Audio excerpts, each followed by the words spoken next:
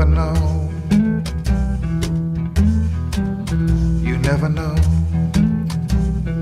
Hey, how you doing? It's Dave Olney. This is You Never Know, and it's what is this?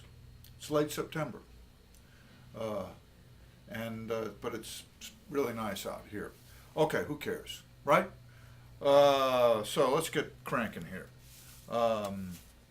This past week, wrote songs with these two European guys. One of them's Ben Reel from Ireland, Reel.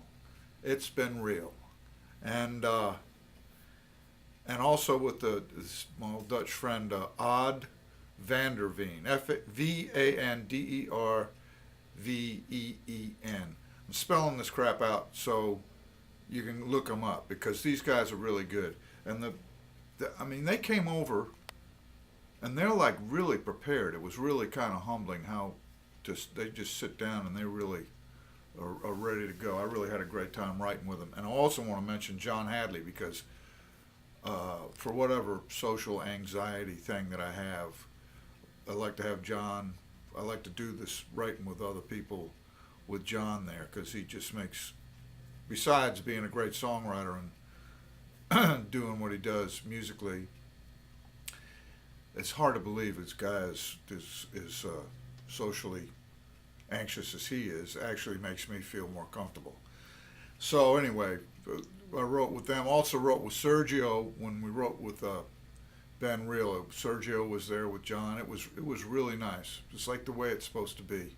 You know, just people pitching in, hey, let's do this, that kind of thing. It was really nice. What else do I want to say? Oh, Jamie at the Family Wash. We played a set there, was that Thursday night, and I mean, it was great, and appreciate Jamie being there and that place being there. And then on Saturday, we played at Hippie Jack's, the Fall Fest. That's Jack Stoddard, world famous photographer and all around cool guy, and his wife Munch.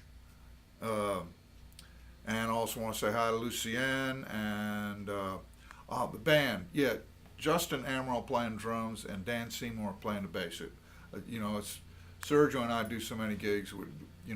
It's just really fun to have other guys pitching in and adding to the sound. And these guys were great. So, there you go.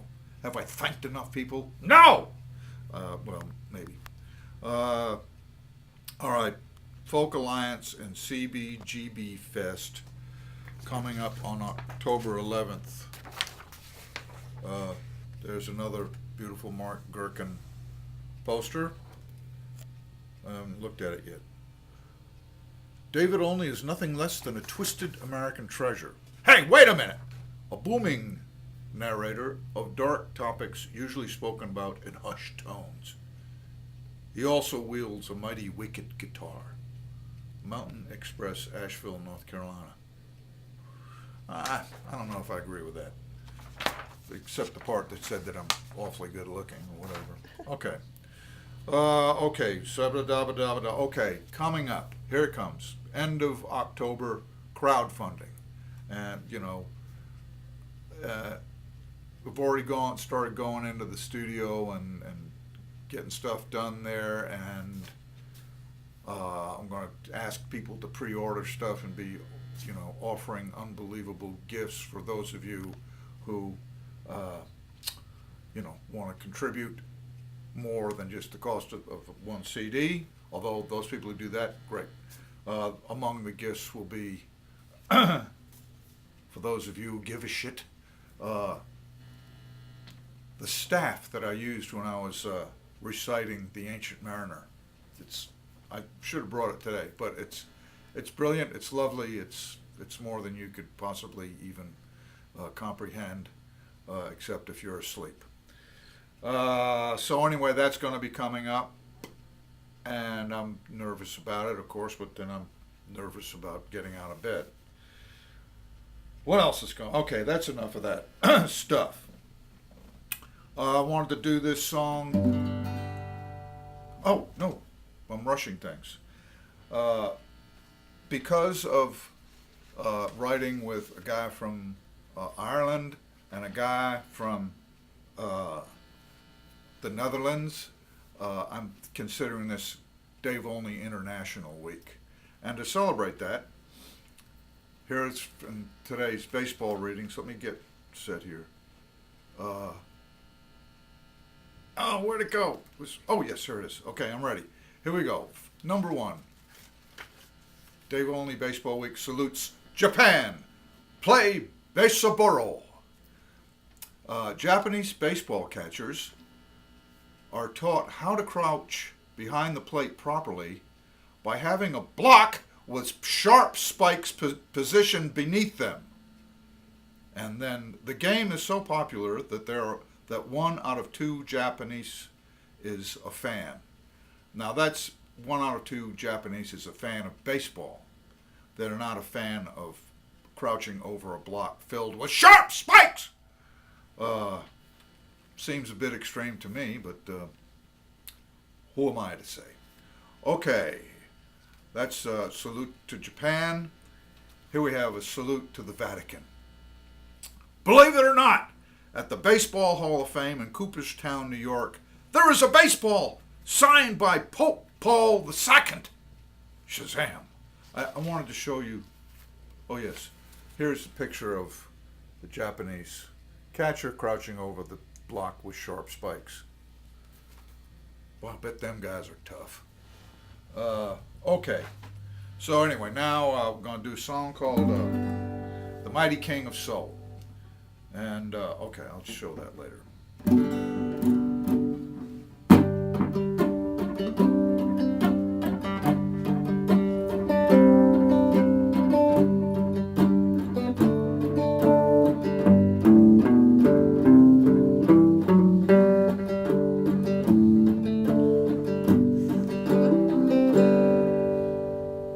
Like a shooting star, the plane went down in dark and troubled waters. And did he call his true love's name? And did he hear her answer? The news came on the radio. Now every rock and roller knows the King of Soul is dead and gone.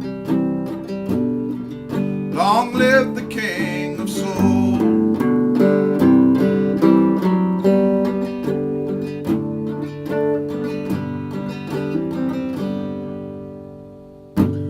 Romeo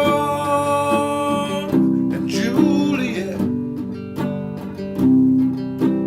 pledged their love forever.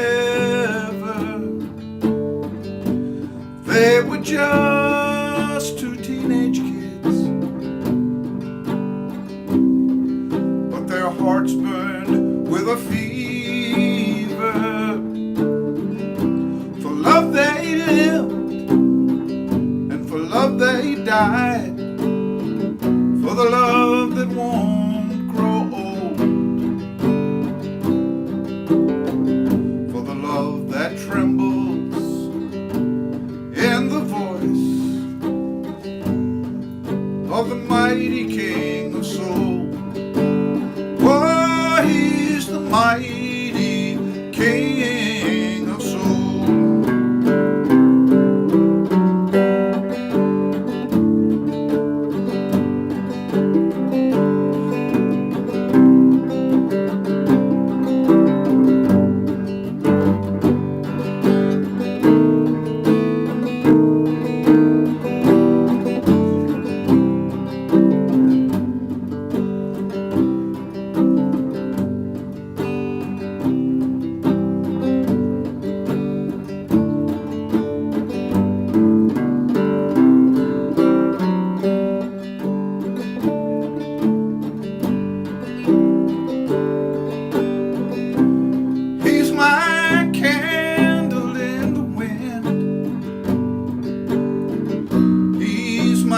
shelter from the cold. He's my strength when I am weak. He's the mighty King of soul. Oh, he's the mighty King of soul. Oh, long live the King of soul.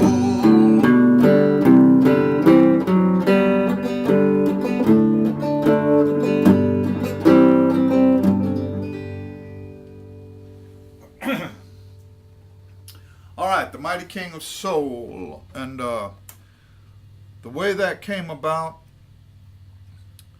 was remembering living around Boston in 1967, and there was a soul station, WILD, and the disc jockey, the Wild Child. I'm tall and tan, and I'm tall and tan, and a natural man. Remember, if it ain't good for you, if it ain't good to you, it ain't something. He had this whole rap that he had. It ain't good for you, it ain't good to you too. I ain't single, but I love to mingle. And anyway, he would play all this great soul music that was going on at that time. So anyway, I'm listening. I got to where I just really loved the station. And I'm listening to it one day, and they give the announcement that Otis Redding had died.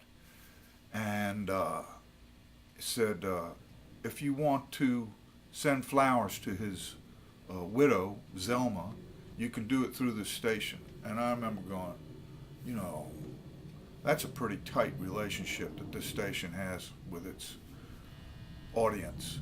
I don't think that would happen on the local pop, station. I don't think they would say, if you want to send flowers to the widow of whoever, send them in care of this station.